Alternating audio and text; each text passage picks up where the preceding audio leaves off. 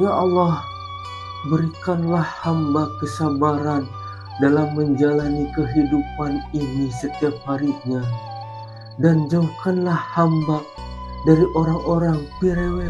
Cerita membuka tabir kehidupan, ilusi dan mimpi di dunia yang dianggap nyata. Bersama Semesta Ruang Kosong. Kunaon maneh uhe geuning katempuan nasi kanu keur lieur. Nya puguh mangkarna ieu teh duh kuring teh keur rada rieut ieu teh jeung hemong teu kaharti. Naon atuh nu mantak maneh teu kaharti uhe nepikeun ka maneh lieur kitu. Perasaan asa terkurang-kurang di dieu teh ngadoa ka Gusti Nu Maha Suci menta kasabaran dina ngajalani hirup. Memang naon atuh nu bikin maneh teu sabar kitu we, tepikeun ka maneh minta kasabaran ka Gusti Nu Maha Suci. Nya eta perasaan kuring teh asa unggal poe pisan mangge karewelan mangkarna. Terus teu kurang-kurang kuring teh nya ngadoa setiap bada salat menta ka Gusti Nu Maha Suci dipasihan kasabaran, tapi nyatana perasaan gua poe manggih we karewelan, bahkan perasaan deui nya karewelan teh asup beuki loba mangkarna.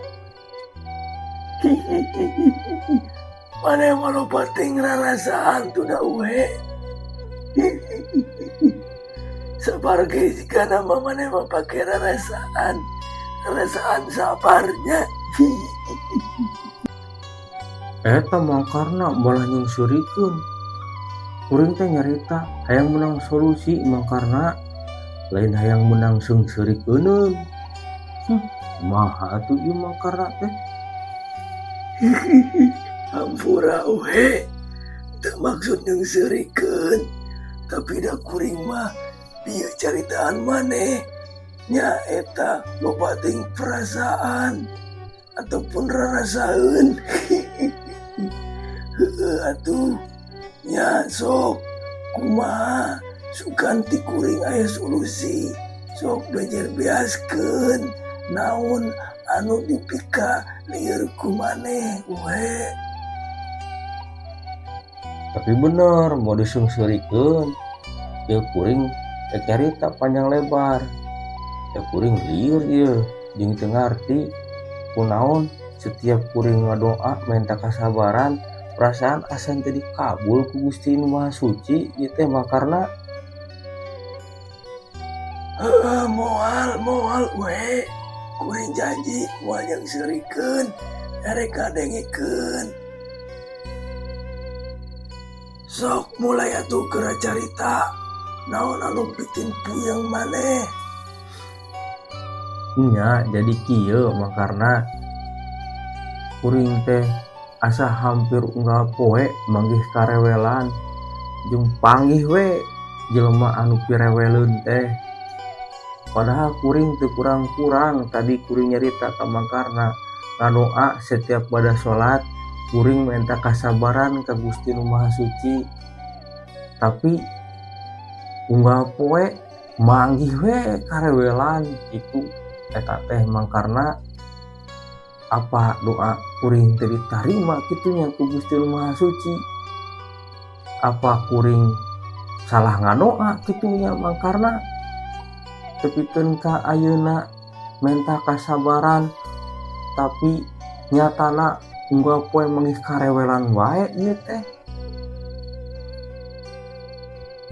Cek kuring mah doa sakabeh makhluk anu dipanjatkeun ka Gusti Nu Maha Suci moal eueuh anu teu diijabah kabeh ge diijabah uhe. Ngan urang nawe nu sok tara saladar teh yen doa anu ku urang poe dipanjatkeun teh tok cer langsung diijabah sebenarnya mah da Gusti Nu Maha Suci mah Rahman Rahim, welasan asihan jeung deudeuhan.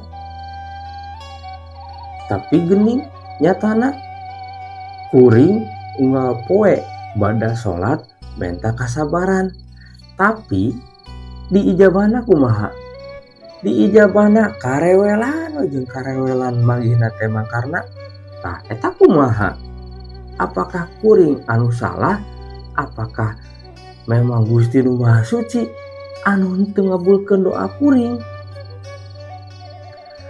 Gusti Nu Maha Suci mah moal henteu ngabulkeun doa anu dipanjatkeun ku makhlukna we, pasti dikabulkeun naon anu dipegahayang ku makhlukna.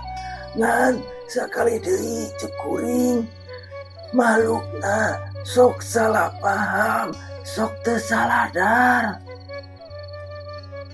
Teh kuring penasaran doa anu dipanjatkeun ku maneh teh kumaha uhe, sok gerak praktekeun mi kuring nyaho. Ieu doa nama karena ya Allah, berikanlah hamba kesabaran dalam menjalani kehidupan ini setiap harinya, dan jauhkanlah hamba dari orang-orang pirewelun. Itu emang karena doa nama. Oh gitu, nya heueuh atuh pantesan. Doa maneh teh teu salah, tapi nyalahan meureunnya. Itu gerak Gusti sungsirkeun deui wae. Teh nyalahanana beh mana mang karena da perasaan geus bener lin doa kuring teh. Cak kuring oge doa maneh teu salah, ngan salahanana hasilna henteu sesuai jeung pamikiran anu ku maneh dipikahayang lin. Menta sabar datangna karewelan bae. Ya uhe, Gusti Nu Maha Suci mah moal mere ataupun ngabulkeun sesuai harapan makhlukna. Tapi Gusti Nu Maha Suci mah leuwih ngarti jeung paham, pasti bakal mere sesuai kebutuhan makhlukna. Kuring ek nanya ka maneh, anu dibutuhkeun dina doa maneh nu dipanjatkeun naon we? Ya anu dibutuhkeun ku kuring mah isi dina doa eta kan menta kasabaran ka Gusti Nu Maha Suci tadi oge ngomong ka maneh teh. Tapi buktina nu datang karewelan jeung karewelan terus. Cing cuang dibedah sangkan nyane ngarti, minyane teh salah paham ka Gusti Nu Maha Suci. Maneh mikirna Gusti Nu Maha Suci teh teu ngabulkeun doa maneh, padahal mah sajatina doa anu ku maneh dipanjatkeun teh geus dikabul langsung, tapi ngan nyane teu sadar. Nyane malah mikir hasil anu sesuai harapan lain kebutuhan uhe. Sok geura kaji deui tina isi doa maneh. Tadi kan maneh ngobrol, ya Allah berikan hamba kesabaran untuk menjalani kehidupan ini. Tah ketika maneh minta kesabaran eta, da eta nu dibutuhkeun ku nyane sabar. Pasti ku Allah dikirim segala rupa bentuk karewelan ka maneh, termasuk maneh sok panggih wae jeung jelema anu bikin maneh aral jeung rewel we. Dagu sabab nyane minta kesabaran, jadi mun maneh sadar mah tah eta carana Allah ngadidik nyane supaya jadi bisa sadar teh. Mangkana didatangkeun wae karewelan unggal poe uhe. Alah Gusti, Hampura kuring Gusti, gening kuring anu salah teh. Kalah kuring anu berburuk sangka ke Gustinya mangkarna aduh gening nya mangkarna karak sadar kuring kan kuring teh menta kasabaran. Jadi Allah wajar mere pirewelen teh supaya kuring dididik, supaya kuring bisa sabar. Dabongan kuring nu menta kasabaran nanya. Aduh Gusti, hampura kuring Gusti.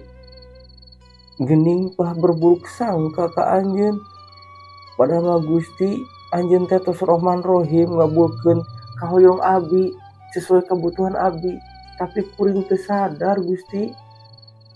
Tak gitu jadi moal aya doa nu teu diijabah ku Gusti Nu Maha Suci.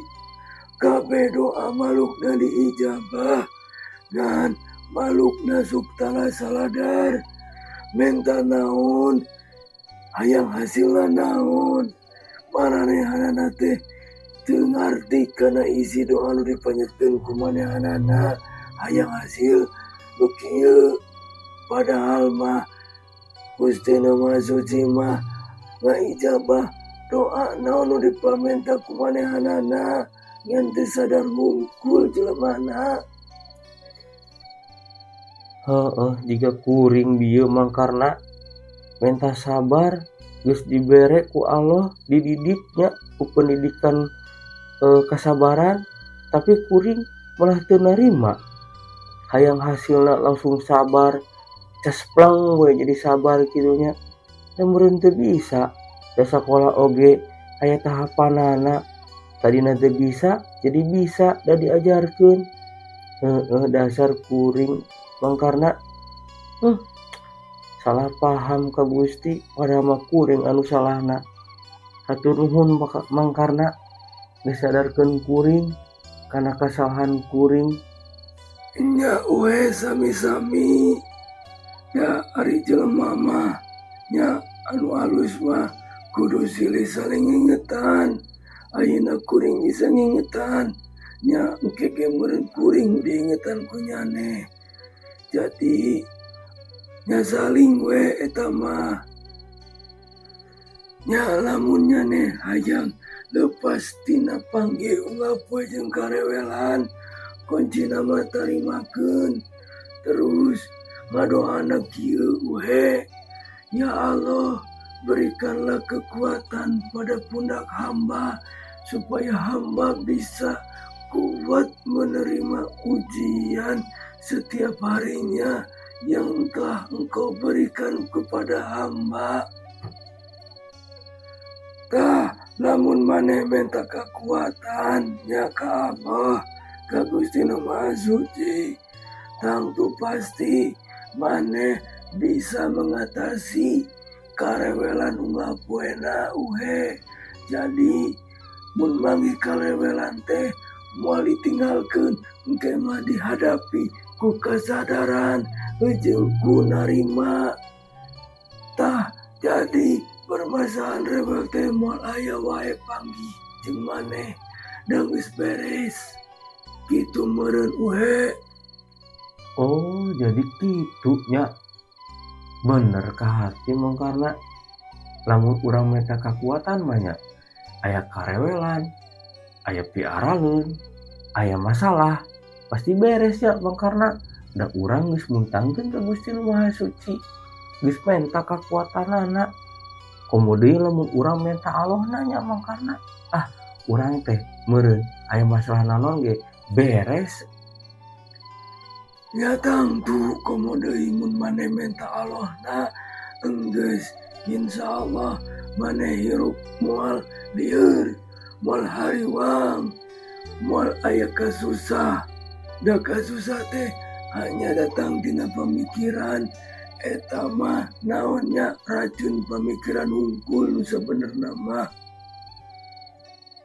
Kayak gening hampang aya nama mangkarna mas takasin kuring teh. Duh, deriet di kos tadi baluheung.